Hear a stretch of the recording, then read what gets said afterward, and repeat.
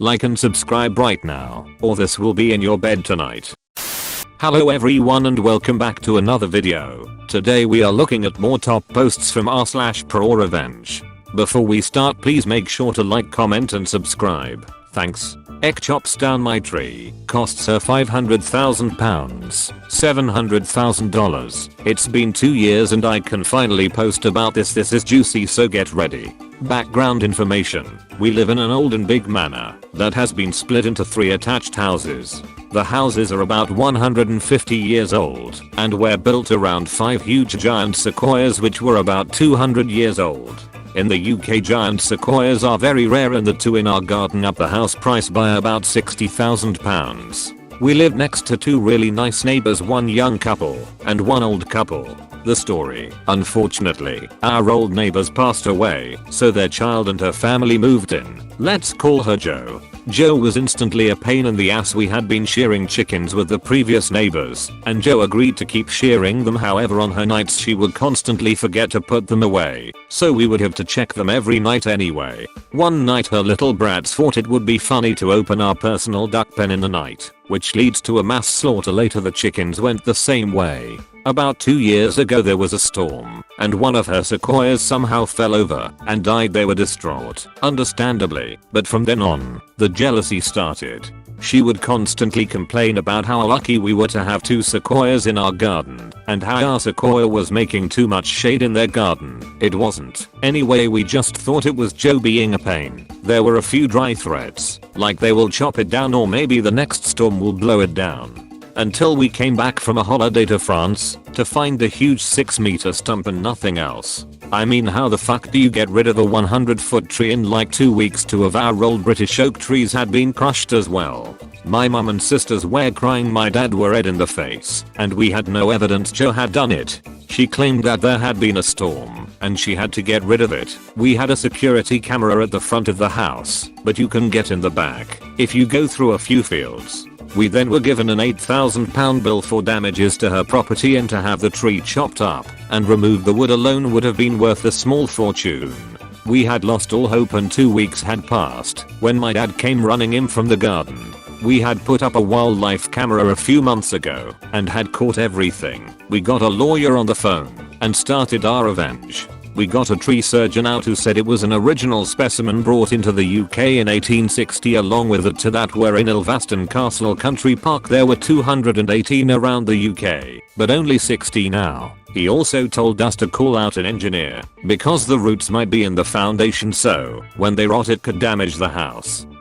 Turns out we would need to redo the foundations. Then we took Jo to court and sued them for damage to property, trespassing and emotional damage. The tree would cost $250,000 to have another sequoia that was 250 years put in and looked after. It's basically impossible. Plus the damage to the foundation, which was $200,000, and the 2 oaks, which were another $25,000. So with the emotional, it went to about £500,000, $700,000. They had to move out. And we have now paid off the mortgage, done a lovely loft and kitchen conversion, and have basically done up the house and garden, as well as plant a 60-year-old sequoia tree in the back garden. We also had our kitchen counter and table made from the old sequoia. We now have a new lovely family living next to us who we share chickens, ducks and pied me goats with. They're very nice, and I make a fortune babysitting their kids. Sorry for the SA.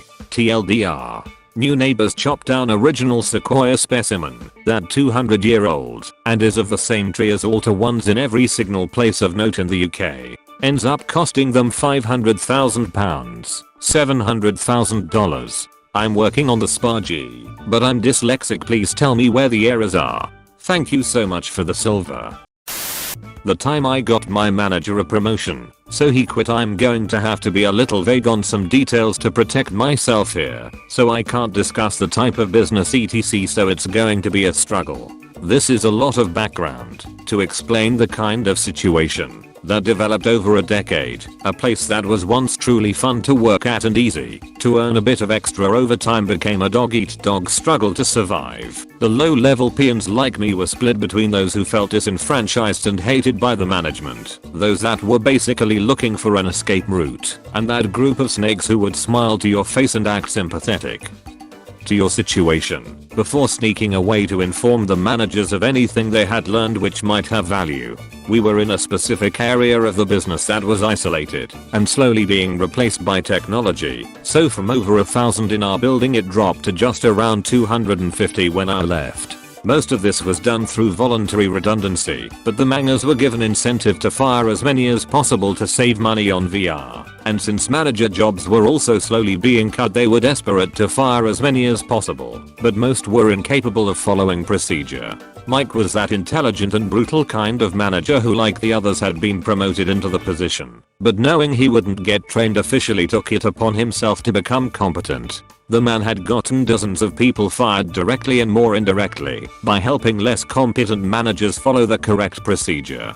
A certain quantity of work at a certain level of quality was required, which everyone met. Yet they had a bottom and top 10 list, and if you were on the bottom 10 list, your job was on the line regardless if you met the basic requirements. Since there was always a bottom 10 by definition, there were always 10 people on the firing line. This might be vague, but it has to be. Mike's team was a sort of clearinghouse for the bottom 10. We were shifted between shifts and teams for various reasons, but what I quickly learned is that somehow the shift bottom 10 were all on Mike's team. Now my performance was consistently in the top 10, so I was safe on that count, but my attendance was low due to health issues and my attitude was really bad. I also learned that the rest of the team was made up of people who weren't low in performance, but had low attendance and attitude problems just like me, and we had all been on the chopping block by managers who failed to follow procedure. In short, Mike was the executioner of the workforce. The most vulnerable to being fired was shifted around to his team so he could succeed where the others had failed. Sooner or later my time came. My health caused a series of absences while I had hospitalizations, and Mike pounced into action.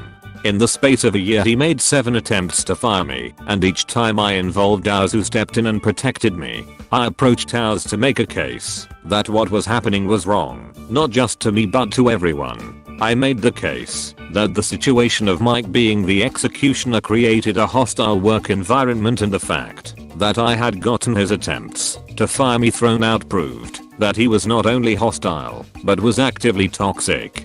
That it was against the law to discriminate on age/disability and a myriad of other arguments. I was told that there was nothing they could do. Mike was untouchable and had the full support of the upper management in our building because he was saving a lot of money in voluntary redundancy payouts by firing the vulnerable. Legally there might be a case, but it would have to go through a court system and not through ours, unless I had an example of him being hostile and abusive.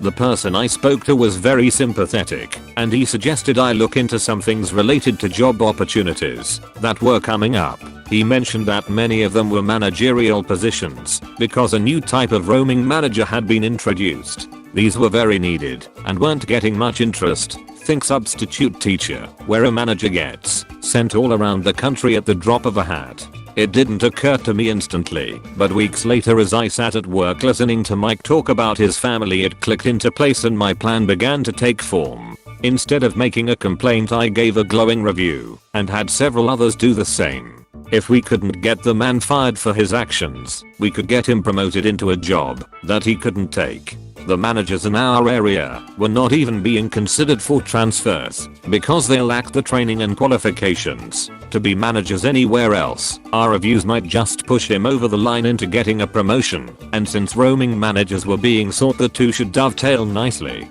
We didn't give the reviews to our management, but directly higher up the food chain, way above anyone that ever dealt with our area of the business. Each of us mentioned that Mike had done an amazing job at sorting out problems etc. Had great managerial skills and an in-depth knowledge of procedure. Then we sat back and waited. A few months went by with nothing happening, and I thought the attempt had failed. But then we came into Mike losing his mind. He was shouting at the shift manager, his boss, about how he wasn't being given a choice. Turns out the higher management had gotten our reviews, looked into his record, and decided he was a perfect fit for the roaming manager position. And since they were in the process of getting rid of managers in our area, they insisted that Mike be pushed into it. Mike had of course tried to refuse the promotion as was his right, but the higher management had made it a choice of accept the promotion or be demoted back to peon. Mike had a family and couldn't just uproot them whenever the company needed him elsewhere, and a demotion with a pay cut back into the workforce of people who despised him and that were slowly being culled was just as bad.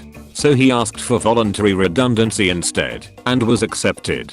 His last day he went berserk shouting and swearing about how badly the company had treated him after all he had done. I was unfortunately absent for it, but got a play-by-play and loved every second of it. Since I was told explicitly that I couldn't get him punished or fired, I got him a promotion he couldn't accept instead. Edit. This was first posted in r/malicious compliance, and I was advised to post it here. Thank you all for watching. Please make sure you like and subscribe for more videos. The funniest comment on this video will appear in the next video. Bye.